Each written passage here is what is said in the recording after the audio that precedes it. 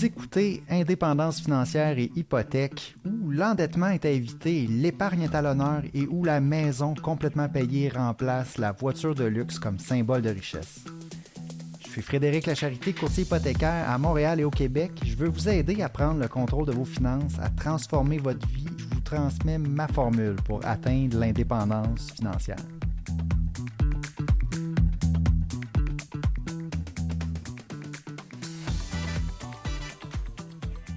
Donc aujourd'hui, je vais faire du pouce sur une question que j'ai reçue sur Spotify.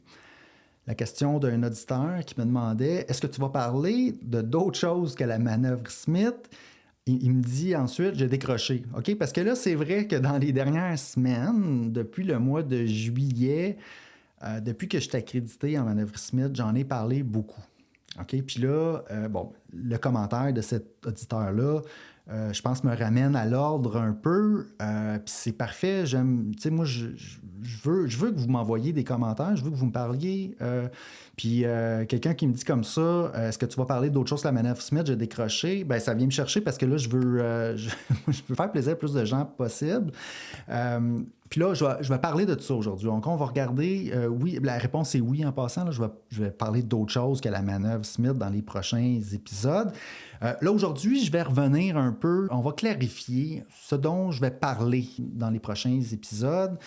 Je reviens un peu sur l'objectif du podcast. Je veux remercier absolument cet auditeur-là qui m'a laissé le commentaire. Et puis, voilà, je réponds à son commentaire. Puis, on clarifie ce dont je vais parler dans les prochains épisodes de podcast. Puis, aussi, je vais continuer, honnêtement, à parler de la manœuvre Smith parce qu'il y a beaucoup de demandes pour ça. Mais je ne parlerai pas que de ça. OK? Donc, ma mission avec le podcast, c'est un podcast sur les finances personnelles. OK? C'est pas seulement un podcast sur la manœuvre Smith. Inquiétez-vous pas, il va y avoir d'autres choses. C'est inspiré donc de mon parcours personnel et de mon expérience comme courtier hypothécaire. Okay, mon parcours personnel, c'est quoi? Moi, j'étais salarié pendant 15 ans, j'étais développeur logiciel. Puis, j'ai accumulé mon patrimoine. À un certain point, j'ai décidé de quitter mon 9 à 5 et de changer complètement de domaine pour aller dans le domaine des services financiers comme courtier hypothécaire. Et puis, j'adore ça. Là, présentement, le podcast, on va parler de finances personnelles. Donc, c'est basé sur mon parcours en tant que salarié vers travailleur autonome. Et puis, là, aussi, je peux maintenant, avec toutes les personnes à qui je parle au quotidien, j'ai mon expérience de courtier hypothécaire qui entre en jeu, puis qui aide à feeder, si on veut, à nourrir le contenu du podcast. Okay? Donc, ma mission, c'est d'aider les gens à retrouver du pouvoir dans leur vie financière. Okay? Sortir du cycle de dépendance. Okay? Je veux qu'on se libère, je veux qu'on devienne indépendant, je veux qu'on reprenne le contrôle de nos finances, un peu comme je dis à chaque introduction, à chaque épisode du podcast. Donc, on reprend en main nos finances, on sort du cycle de dépendance. Okay? C'est la mission du podcast. Donc, ce que je vais continuer à couvrir dans le futur, évidemment, le cœur du podcast, c'est le plan en 5 étapes. Okay? Le plan en 5 étapes, c'est à la base l'importance de la paix financière avant l'indépendance financière. Donc, le plan en 5 étapes, c'est un plan que j'ai suivi moi-même, qui, je crois, peut s'appliquer à la majorité des gens. C'est peut-être pas pour tout le monde. Il y en a peut-être qui veulent aller plus vite ou prendre plus de risques ou le faire différemment. Moi, je pense que le plan en 5 étapes, ici, c'est basé beaucoup sur mon parcours, sur mon expérience, puis le contenu du podcast, c'est centré autour de ça. Se libérer de l'endettement, accumuler une mise de fonds, acheter une maison selon nos moyens, investir pour créer un patrimoine, et ensuite rembourser son hypothèque, utiliser la dette intelligemment. OK, donc, dans le fond, ce que je vais continuer à couvrir dans le futur, donc je vais parler de dette. OK, super important. Comment ne pas utiliser la dette. En réalité, là, lorsqu'on n'a pas beaucoup d'argent, lorsqu'on a zéro en patrimoine, on ne devrait pas utiliser la dette. C'est un piège. On ne sera pas capable d'avancer si on s'attache un boulet à notre pied. On ne va pas utiliser la dette, mais plus qu'on avance, plus qu'on s'enrichit, la dette peut devenir intéressante. T'sais, la dette, on en a besoin peut-être plus quand on n'a pas beaucoup d'argent, mais c'est là qu'on ne devrait pas l'utiliser. Puis là, plus qu'on s'enrichit, Plus que la dette va nous aider à aller encore plus vite, puis que ça devient plus intéressant, je pense, de l'utiliser. OK? C'est un petit peu paradoxal, peut-être un peu contre-intuitif, mais je pense que c'est l'approche, c'est ce que je fais comme promotion, l'approche que je privilégie. On n'utilise pas la dette au début, puis là, plus que ça va, plus qu'on a une belle situation financière, plus qu'on peut l'utiliser. On va parler de stratégie hypothécaire, évidemment. On va parler de placement, investissement.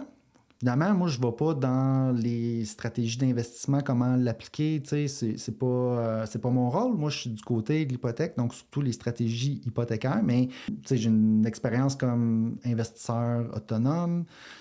J'ai évidemment mon parcours personnel. Tu sais, je connais bien tous les comptes enregistrés, la fiscalité, l'optimisation fiscale, j'en connais un peu. Parfois, je vais y toucher. C'est un gros morceau des finances personnelles.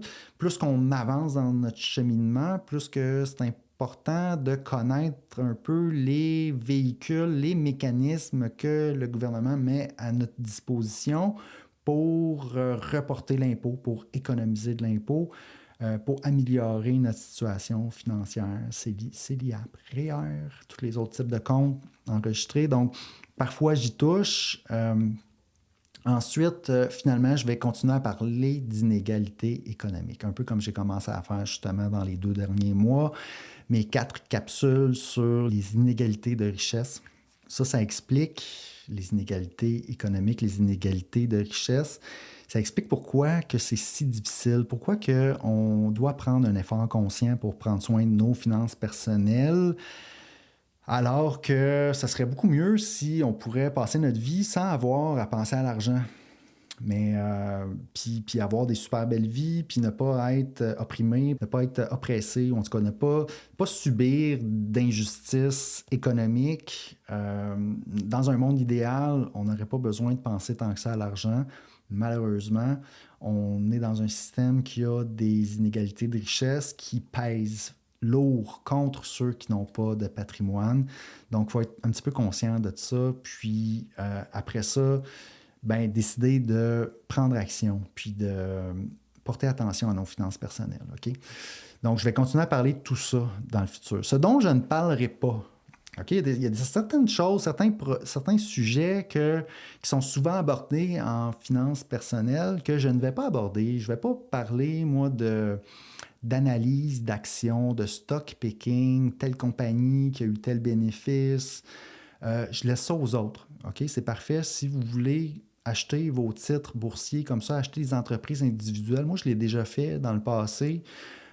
Puis je le fais encore avec mes amis. On a un fonds d'investissement. En fait, c'est plus un club d'investissement qu'on a ensemble.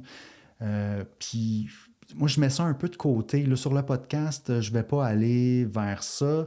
En fait, autre que mon club d'investissement, maintenant, moi, tous mes placements personnels, je vais avoir une approche qui est un seul fonds. Donc, une approche très simple. OK? Puis ça, peut-être que je vais en parler plus sur le podcast dans le futur. Un livre que j'ai lu qui s'appelle A Simple Path to Wealth, un chemin simple vers la richesse. Vraiment, mon approche de placement est basée beaucoup sur ce livre-là. Donc ça, je vais vouloir en parler plus. Je pense que c'est une approche qui peut bien s'adapter à une grande majorité des gens. Donc, ça, je vais peut-être en parler davantage dans le futur, mais je ne parlerai pas de stock picking. Je ne parlerai pas non plus de prévision économique, d'actualité économique, de spéculation sur les taux. Tu sais, je ne vais pas parler là, du chômage, d'inflation. Tu sais, tout ce volet-là est souvent couvert dans l'actualité par les podcasts ou les nouvelles. Moi, j'aime moins cet aspect-là. L'aspect économique que j'aime, c'est lorsqu'on va parler des inégalités de richesse qui affectent beaucoup l'économie. Ça, j'aime ça en parler parce que c'est un sujet qui est moins souvent abordé. Disons, un angle qui est moins souvent abordé. Puis je pense qu'on a intérêt à être plus conscient de cet aspect-là. Mais côté ensuite d'actualité, je laisse ça aux autres encore. Là. Ça ne fera pas partie du contenu du podcast Indépendance financière et hypothèque. Okay? Les prévisions économiques, je ne fais pas de prévisions autre que tant que les inégalités de richesse vont continuer à croître, probablement que ça ira pas très bien dans l'économie. OK? Je peux pas... cette prévision-là, c'est pas moi qui l'a fait, c'est un économiste, Gary Stevenson, dont je vous ai déjà parlé sur le podcast, que je trouve vraiment que ça, c'est intéressant, puis que ça explique beaucoup de choses dans l'économie. OK. Ensuite, ce dont je ne vais pas parler, pas de discours culpabilisant. Je vous blâme pas si votre situation financière n'est pas la meilleure. Je ne vais pas vous dire que c'est de votre faute. OK? Oui, tout le monde peut faire quelque chose pour améliorer sa situation financière. Par contre, moi, j'amène le point qu'il y a un système en ce moment qui joue contre ceux qui n'ont pas de patrimoine, qui n'ont pas de capital. On a un système, un rapport de force invisible qui garde les pauvres pauvres. Okay? Donc, oui, absolument, on peut faire quelque chose pour s'en sortir, mais ce n'est pas nécessairement parce qu'on est pauvre que c'est de notre faute. OK? Peut-être qu'on n'a pas eu l'éducation, on n'a pas été conscientisé, puis disons que le système en place nous encourage beaucoup, beaucoup, beaucoup à aller s'endetter, consommer, puis c'est pas surprenant que des milliers de personnes se retrouvent pris dans ce piège-là. Donc, moi, je vais plutôt aller du côté de on va en prendre conscience, on va regarder comment s'en sortir, on va regarder comment on peut prendre action une étape à la fois, le plan en 5 étapes, OK? On va regarder comment s'en sortir, comment bâtir petit à petit notre patrimoine, puis se sortir de ce système-là. OK? Mais c'est pas... moi, je ne pointerai pas du doigt personne qui a présentement des dettes. J'ai une grande empathie, je compatis avec cette situation-là. Donc, je peux revenir un peu aussi pourquoi que j'ai adopté une stratégie, justement, Simple Path to Wealth. Ça, c'est un livre de J.L. Collins que j'ai lu il y a plusieurs années. Même après l'avoir lu, j'ai continué un petit peu parce que j'avais commencé à faire du buy and hold. J'achetais certaines entreprises. J'avais une partie de mon portefeuille qui était, oui, passif, indiciel, mais j'ai ajouté par après des titres individuels parce que c'est plus le fun. Je le sais que c'est plus le fun. Là. J'ai embarqué là-dedans, moi aussi. Là, j'entendais parler, oui, telle entreprise. Puis là, tu vois une entreprise, Shopify, qui fait x10 en quelques années. Puis, je me suis amusé avec ça. Maintenant, par contre, je ne vais pas parler de ça sur le podcast. J'ai moi-même, en fait, vendu la partie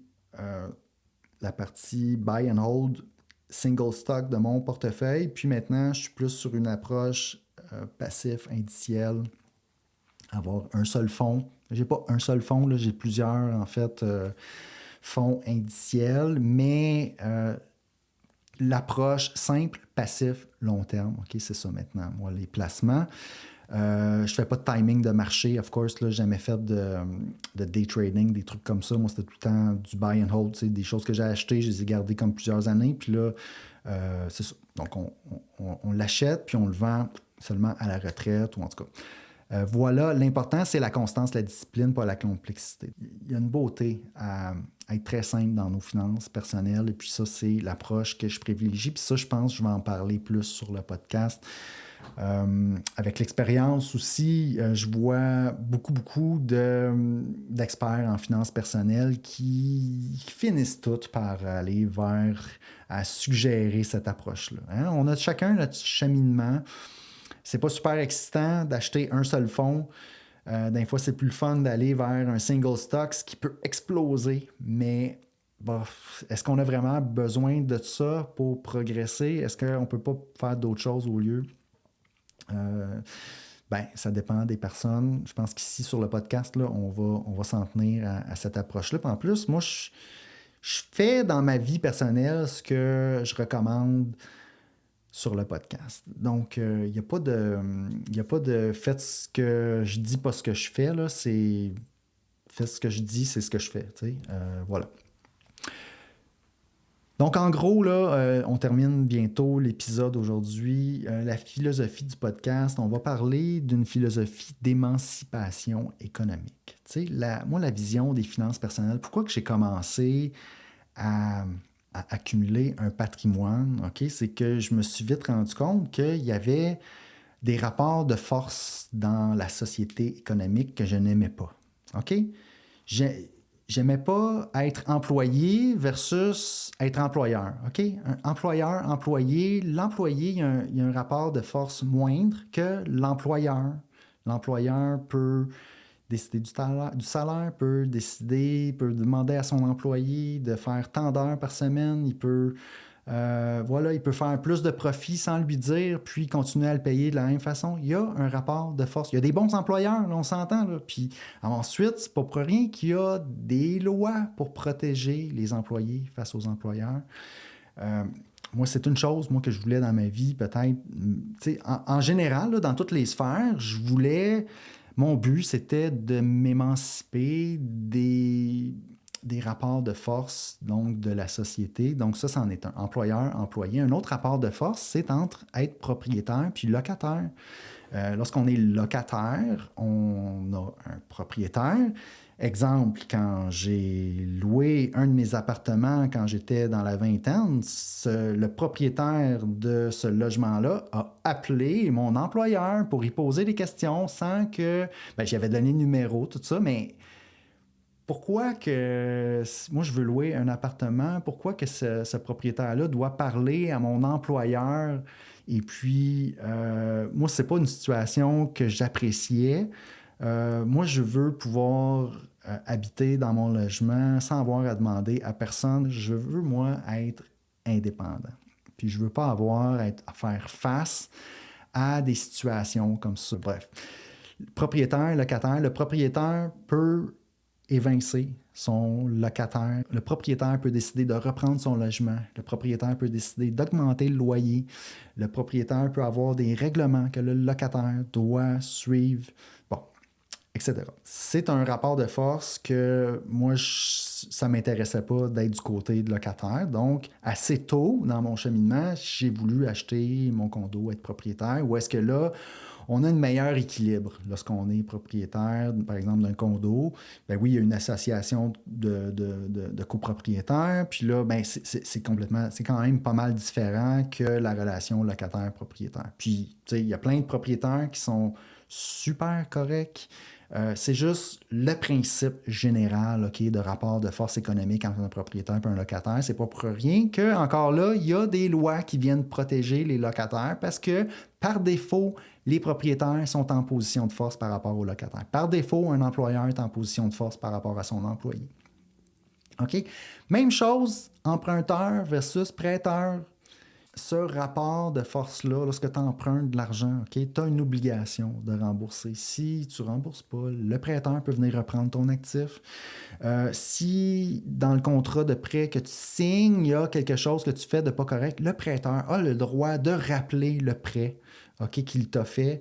Le prêteur a la force dans la relation prêteur-emprunteur. Okay? Trompez-vous pas, il y a vraiment un réel rapport de force entre prêteur et emprunteur. Donc, en général, devinez ce que j'ai voulu faire, moi, c'est d'aller du côté prêteur et ne pas être emprunteur. Donc, le plan en 5 étapes, OK, vous montre comment ne pas vous soumettre, OK, à justement le rapport de force prêteur-emprunteur. Oui, on va emprunter.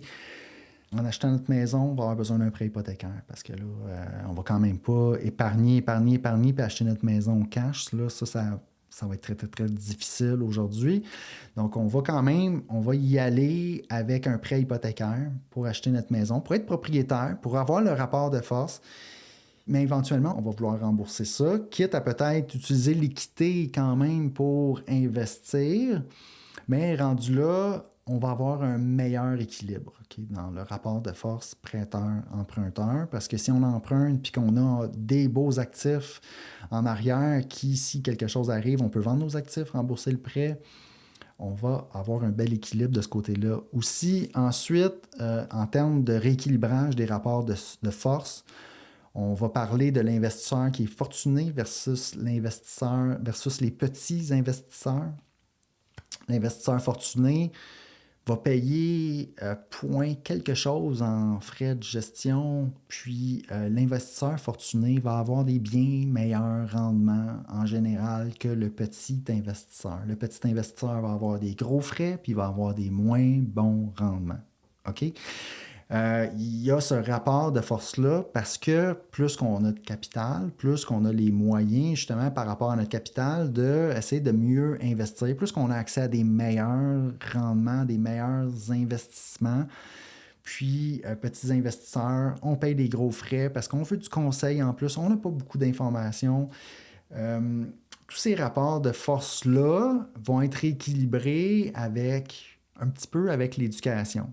Hein, c'est pas pour rien que l'éducation, historiquement, on ne parle pas beaucoup d'argent parce que c'est voulu. C'est voulu, plus qu'on a d'éducation, plus qu'on est capable de ramener un peu ce rapport de force-là. On est capable d'aller peut-être on peut se diriger tranquillement vers l'investisseur fortuné pour améliorer de plus en plus notre sort. Et puis, à un moment donné, on se retrouve émancipé. OK? De rapport de force inégal dont ceux qui ont moins d'actifs, ceux qui ont moins de patrimoine sont victimes aujourd'hui dans la société. Donc, le plan du contenu du podcast, c'est de reprendre le contrôle, OK? Reprendre le contrôle de nos finances personnelles, puis se diriger vers accumuler un bon patrimoine. Mais après ça, moi, j'explique pas ça sur le podcast pour qu'on devienne les méchants, qu'on devienne les méchants employeurs, les méchants propriétaires, prêteurs, investisseurs fortunés qui deviennent l'oppresseur. J'ose espérer qu'on va faire ça tout en étant conscient qu'on fait ça pour être émancipé économiquement, être libre, être indépendant. Mais après ça, on devient libre aussi et capable d'aider les autres. OK, il faut, je pense, payer sa part après ça d'impôts, puis aider la collectivité, la société à progresser. Donc c'est mon souhait. C'est mon souhait avec le podcast qu'on fasse ça, qu'on devienne indépendant, puis qu'après ça, on puisse vraiment être protégé et participer à créer un meilleur monde. OK. Donc, en conclusion, oui, je vais parler d'autre chose que la manœuvre Smith dans le futur. Merci à l'auditeur encore d'avoir posé la question et d'avoir soulevé le point. Je vais aussi continuer de parler de la manœuvre Smith, évidemment, parce que c'est un gros morceau là, dans ce que je fais au quotidien. Il y a beaucoup de demandes. Puis, tu sais, oui, je vais continuer à en parler. Tu sais, honnêtement, je ne pourrais pas arrêter d'en parler totalement. Donc, mais si vous n'aimez pas ça, si vous voulez m'entendre parler d'autres choses plus spécifiques, vous pouvez toujours m'écrire, vous pouvez toujours m'appeler si vous avez des questions, puis que vous avez, ça va me faire plaisir qu'on se parle. Si vous cherchez du contenu sérieux, applicable au Québec pour bâtir votre autonomie financière, vous êtes au bon endroit. Je vous invite à m'écrire, à partager l'épisode ou prendre rendez-vous si vous voulez travailler avec moi pour votre prochaine hypothèque. Sur ce, je vous souhaite une bonne semaine et un bon cheminement vers l'indépendance financière. Merci. Si vous avez apprécié l'émission, je vous invite à me laisser des étoiles, un rating ou un commentaire dans Spotify ou Apple Podcast. Pour plus de contenu, allez suivre ma page Facebook Indépendance financière et hypothèque. Et si vous voulez en savoir plus sur mes services ou voulez prendre rendez-vous avec moi pour me parler, allez simplement sur mon site web frédériclacharité.com. À bientôt!